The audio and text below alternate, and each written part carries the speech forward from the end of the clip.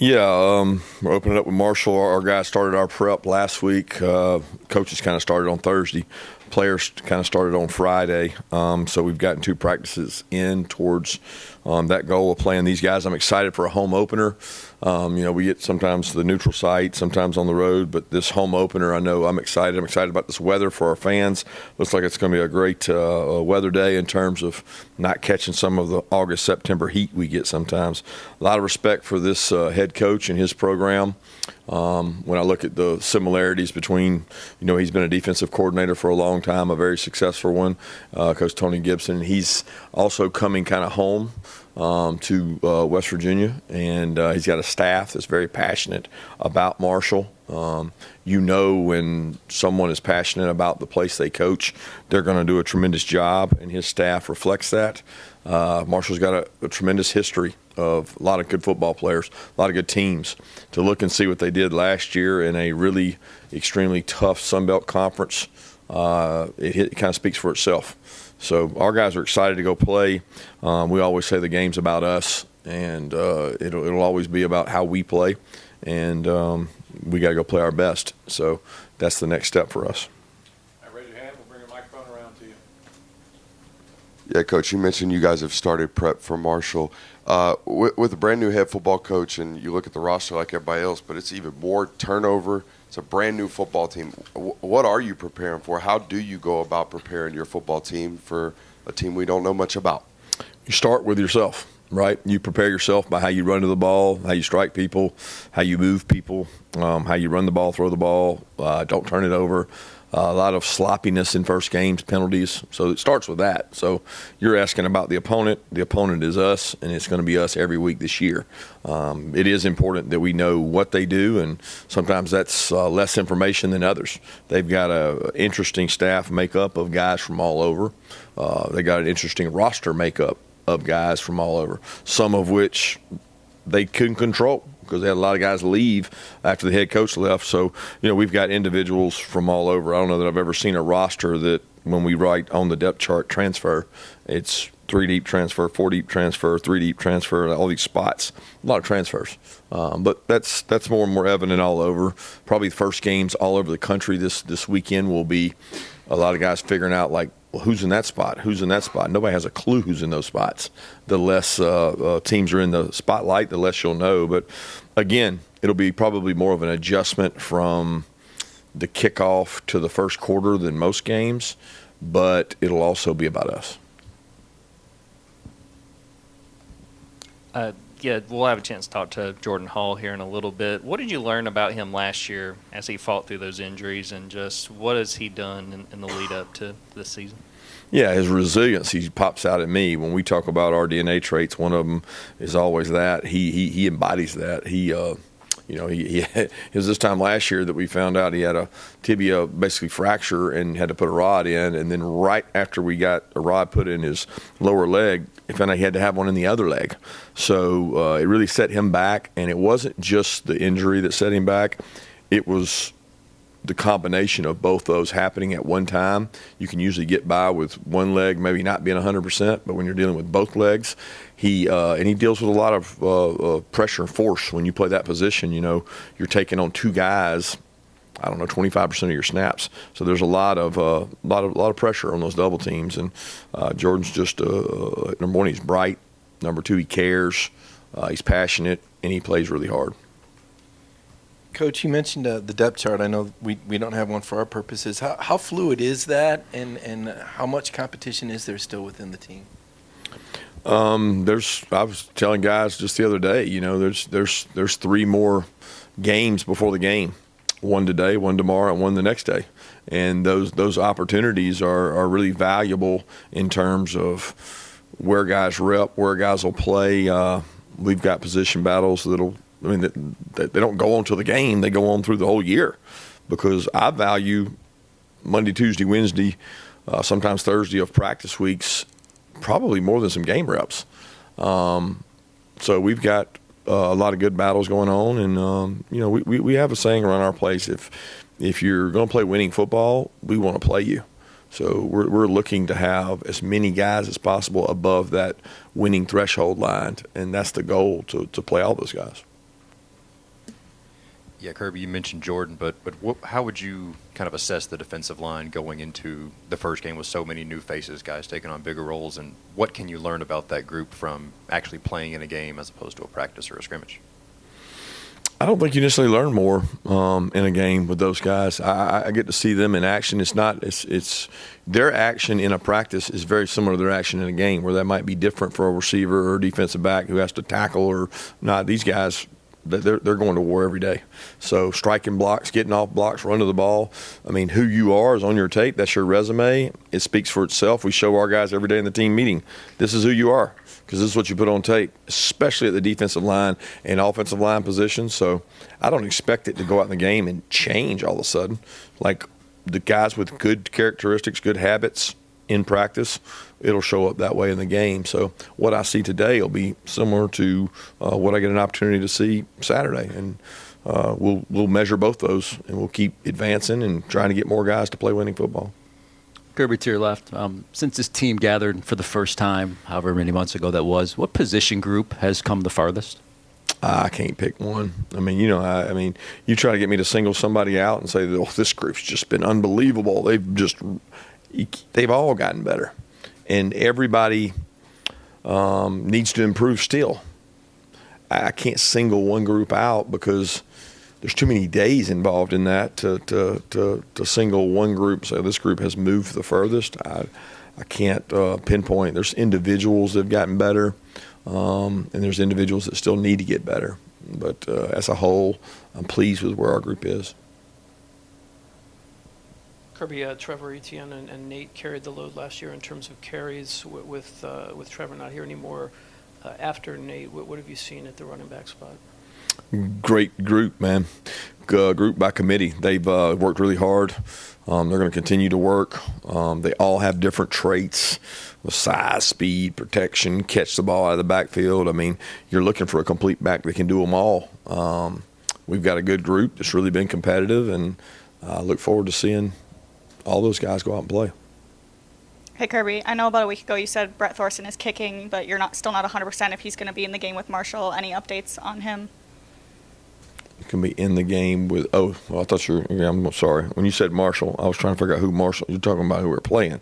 I thought you were talking about a snapper or a holder or a kicker, and I'm like, no. He has continued to kick, and I don't know that he's going to be kicking in this game. That hasn't been decided yet.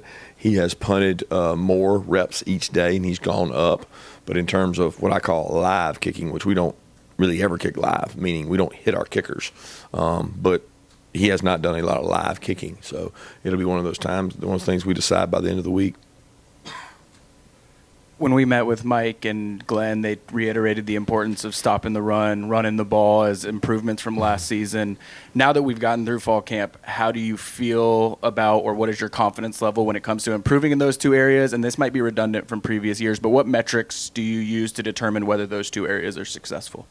Yeah, I measure how we play in games of, throughout the year, but the SEC schedule, because there's a consistency in the SEC schedule. Our out-of-conference schedule changes every year, who we play when, where do we play them, was it on the road, crowd noise, was it neutral site, all those things. So the most consistent thing on our schedule is our SEC schedule, and we try to measure at the end of the year based on that. There's metrics for every game, right? Yards per carry is a good metric.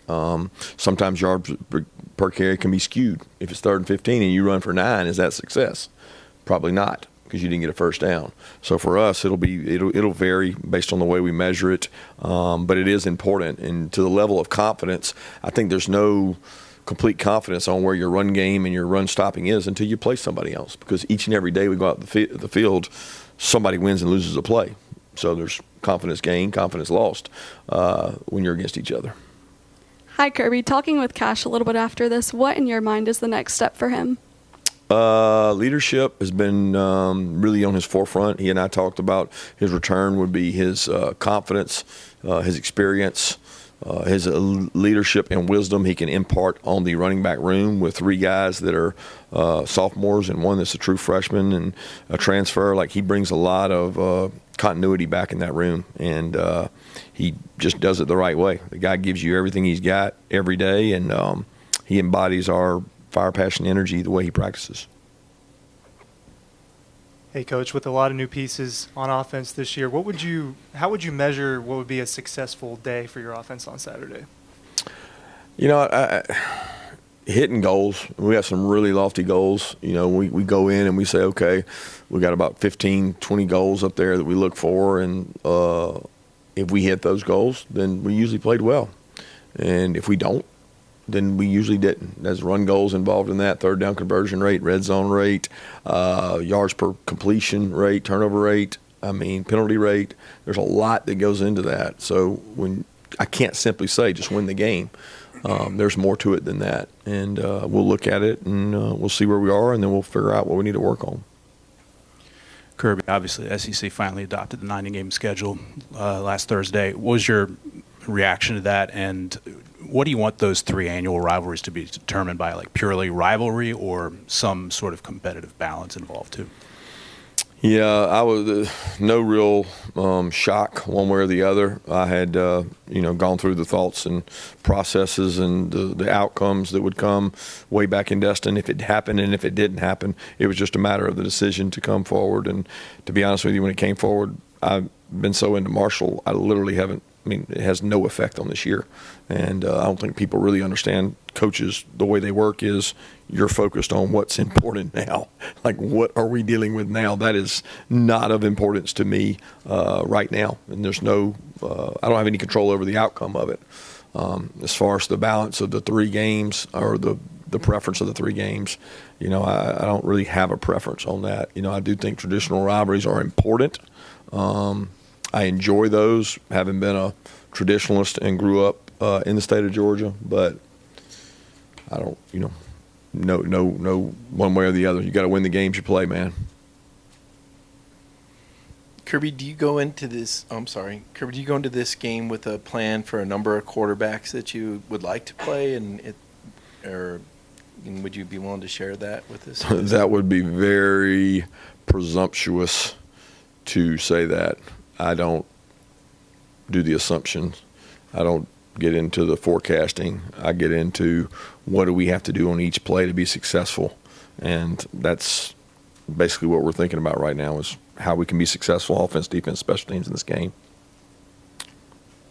Yeah, you mentioned competitions going through the first game into the season. What have you seen from those guys competing at guard, where you've got Calhoun, Gaston, Micah, all those guys, and do you anticipate potentially rotating those guys on a regular basis once the season gets going?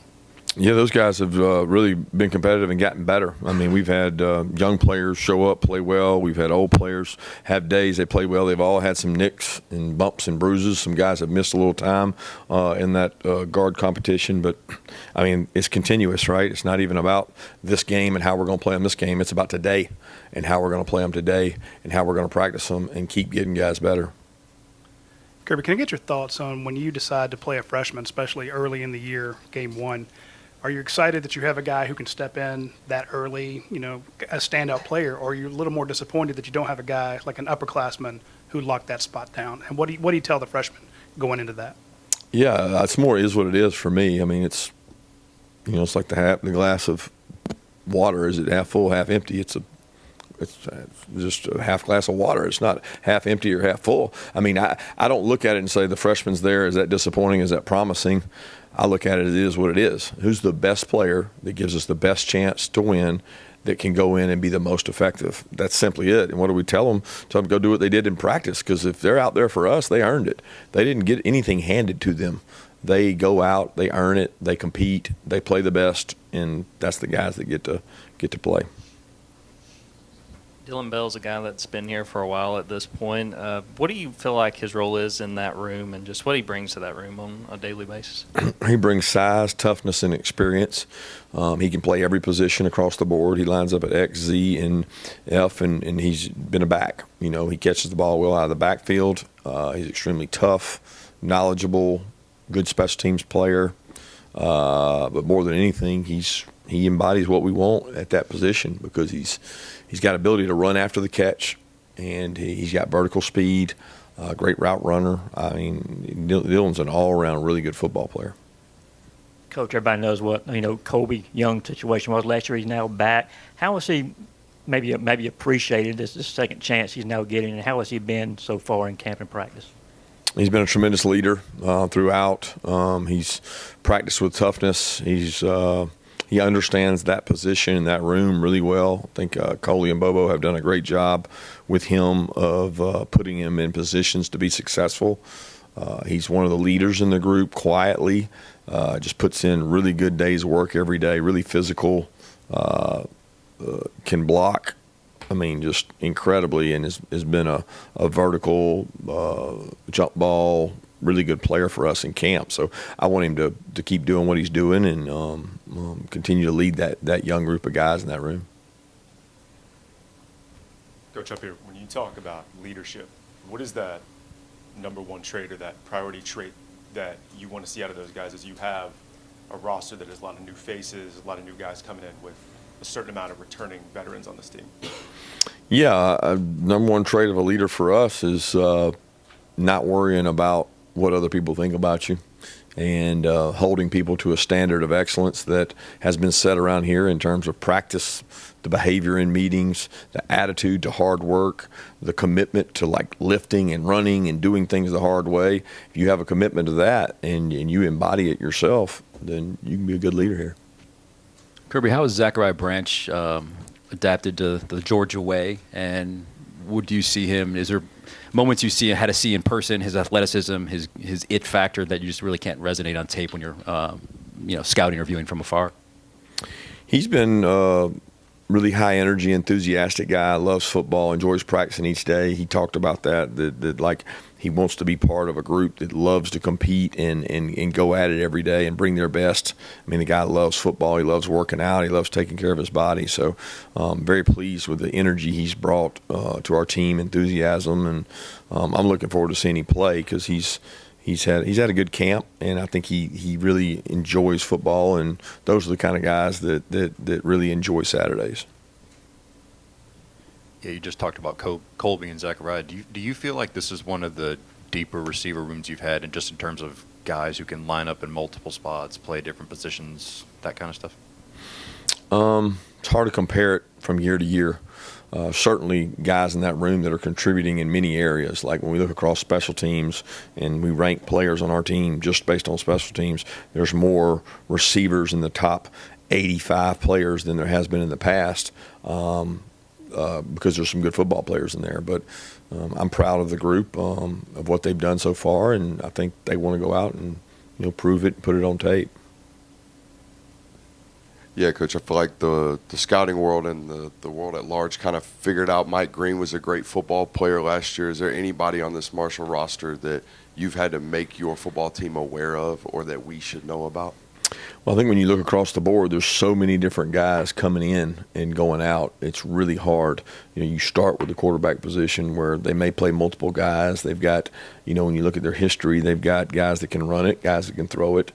Defensively, they've had really good players come through there. And, not to single anybody out, I just think they've got really good football players. When you look across at the backs they've got coming in and you watch the tape of the backs of where they played the year before, tremendous group of backs.